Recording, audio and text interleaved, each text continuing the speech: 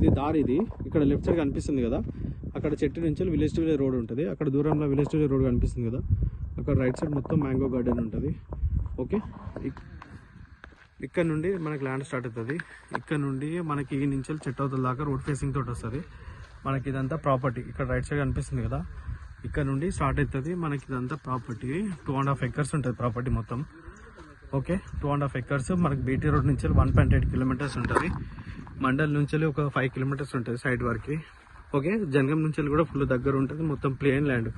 ఇటు left side ఉంది కదా, ఇదంతా మనకి ప్రాపర్టీ. ఇక్కడ రైట్ సైడ్ ఉంది కదా, ఇక్కడ నుండి ఇటు దాకా 1.5 acre. ఇదేమో మనకి 1 acre.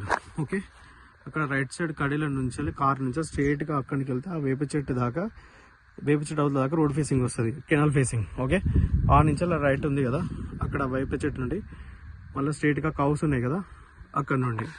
ఓకే, దానికి ఎదురుగా ఉంది కదా, అక్కడ దాకా వస్తాయి మనకి మొత్తం.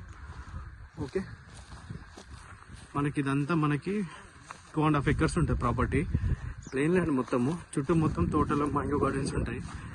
ఓకే, ఇక్కడ రైట్ సైడ్ కల్టివేషన్స్ ల్యాండ్. ఇవన్నీ కెనాల్ ఫేసింగ్ తోటి రోడ్ ఫేసింగ్ ఎక్కువ ఉండి ప్లేన్ ల్యాండ్. ఇది మనకు జనగాం నుంచి కూడా దగ్గర ఉంటుంది, జనగాం డిస్టిక్ లో ఉంటుంది ప్రాపర్టీ. మనకి బీటీ రోడ్ నుంచి 1.8 kilometers ఉంటుంది. ఇక్కడ లెఫ్ట్ సైడ్ కడి కనిపిస్తుంది కదా, అక్కడ రైట్ సైడ్ బౌండరీ కనిపిస్తుంది కదా స్టోన్, ఈ నుంచి ఎదురుగా అక్కడ దాకా ఉంటుంది ప్రాపర్టీ.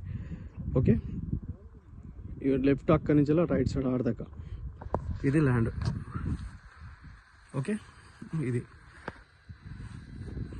ప్లేన్ ల్యాండ్ మొత్తం రెడ్ సాయిల్. మనకి జనగం నుంచి దగ్గర ఆ రైట్ సైడ్ అంతా కల్టివేషన్స్ ఉంటాయి. ఆ రైట్ సైడ్ కూడా కల్టివేషన్. కరెంట్ కూడా శాంక్షన్ అక్కడ ఉంది, మనకి జిల్లా ఉంటుంది కరెంట్ కూడా.